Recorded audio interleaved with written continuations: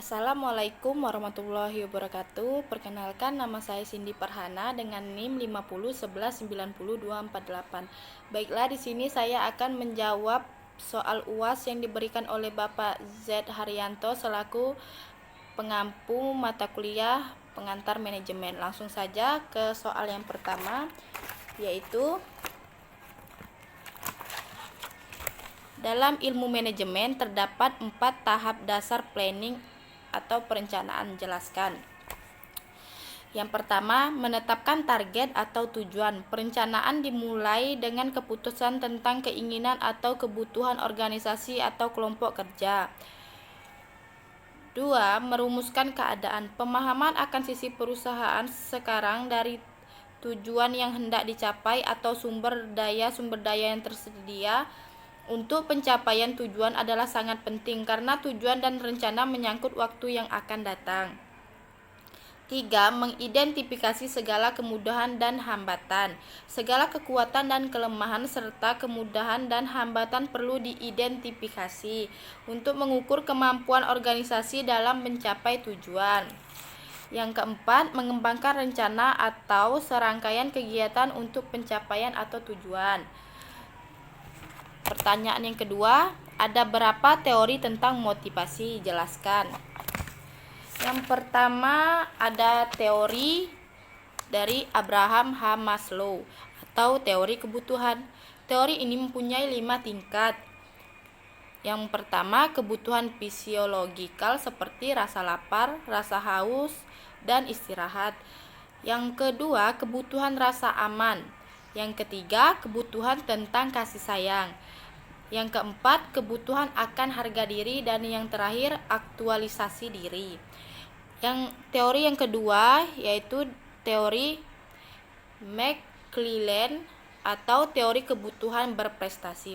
Dari McClelland dikenal dengan teori kebutuhan untuk mencapai prestasi atau need for achievement, yang menyatakan bahwa motivasi berbeda-beda sesuai dengan kekuatan kebutuhan seseorang akan prestasi.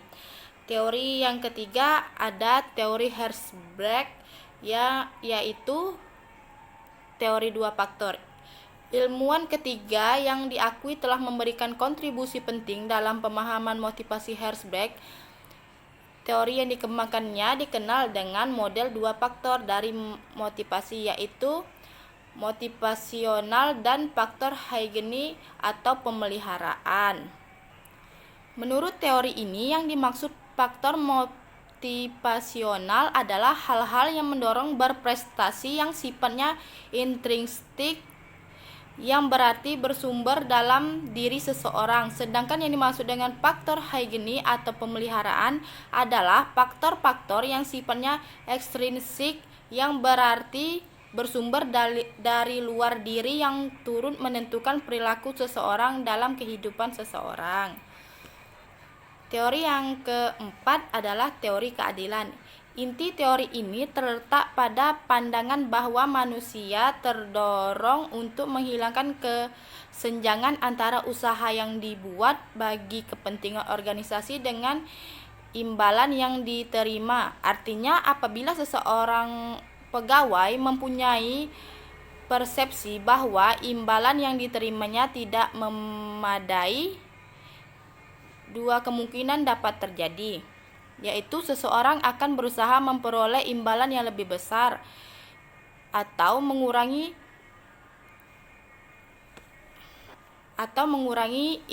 intensitas usaha yang dibuat dalam melaksanakan tugas yang menjadi tanggung jawabnya. Teori yang kelima ada teori penetapan tujuan atau goal setting theory. Edwin Locke mengemukakan bahwa dalam penetapan tujuan memiliki 4 macam mekanisme motivasional, yakni tujuan mengarahkan perhatian. Yang kedua, tujuan mengatur upaya. Yang ketiga, tujuan meningkatkan persistensi. Dan yang keempat, tujuan menunjang strategi dan rencana kegiatan. Bagian berikut ini menyajikan tentang model instruktif tentang penetapan tujuan. Teori yang keenam yaitu teori Victor Hobsbawm atau teori harapan.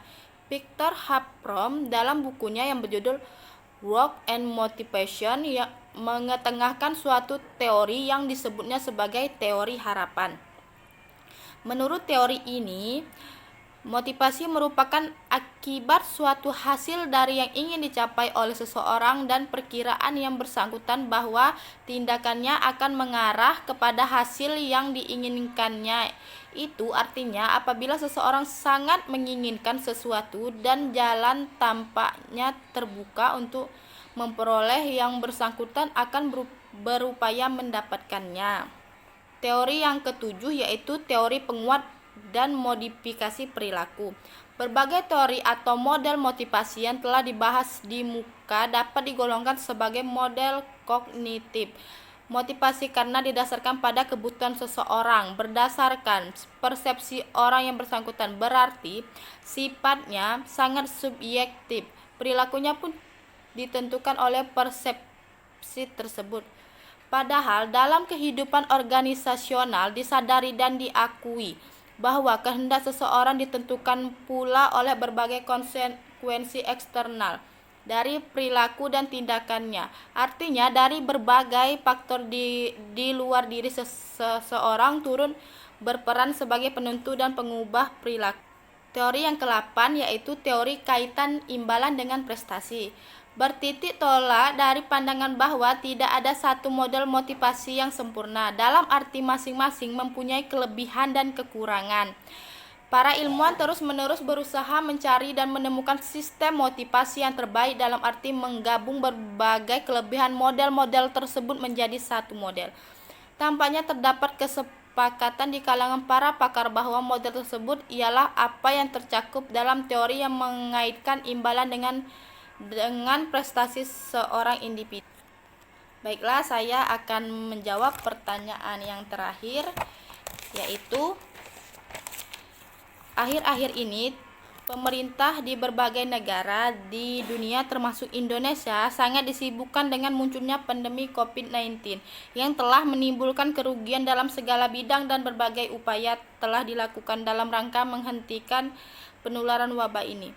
Jika seandainya saudara adalah seorang kepala pemerintahan atau pemimpin di suatu daerah, motivasi apa yang bisa saudara berikan dan sampaikan kepada staf di lingkup organisasi kerja maupun kepada seluruh masyarakat dalam menghadapi kondisi seperti saat ini? Jelaskan dan ilustrasikan motivasi yang dimaksud. Motivasi yang bisa diberikan dan disampaikan kepada staf di lingkup organisasi kerja maupun kepada seluruh masyarakat dalam menghadapi kondisi COVID-19 ini. Yang pertama, berikan seruan kepada para pekerja dan masyarakat untuk rajin mencuci tangan dengan sabun dan air selama 20 detik. Jika sabun dan air tidak tersedia, gunakan pembersih tangan berbahan dasar alkohol. Tempelkan poster cara mencuci tangan dengan benar pada wastafel kamar mandi dan bagian lainnya di tempat kerja. Yang kedua, berikan seruan kepada para pekerja dan masyarakat untuk menghindari menyentuh mata, hidung, dan mulut dengan tangan yang tidak dicuci. Yang ketiga, hindari kontak dekat dengan orang yang sakit. Yang keempat, berikan izin bagi mereka yang bekerja untuk tetap di rumah dan bekerja dari rumah.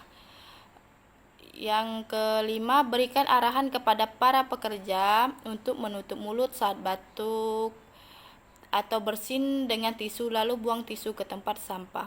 Yang keenam, bersihkan dan disinfeksi benda dan permukaan yang sering disentuh seperti tombol lift, pegangan tangga, pegangan pintu, telepon umum, dan sebagiannya. Yang ketujuh, pastikan bahwa karyawan memiliki fasilitas yang cukup untuk mencuci tangan termasuk air hangat dan sabun, dan jadwal pembersihan penahanan pihak ketiga dipercepat. Yang ke-8, lakukan telekonferensi sebagai pengganti pertemuan secara langsung jika tersedia. Beritahu karyawan tentang COVID-19, gejalanya, dan potensi masalah kesehatan yang terjangkit dengan perjalanan apapun saat ini. Miliki satu titik kontak untuk karyawan untuk semua masalah yang timbul terkait dengan kesehatan dan keselamatan. Mungkin hanya itu yang dapat saya sampaikan. Saya akhiri. Wassalamualaikum warahmatullahi wabarakatuh.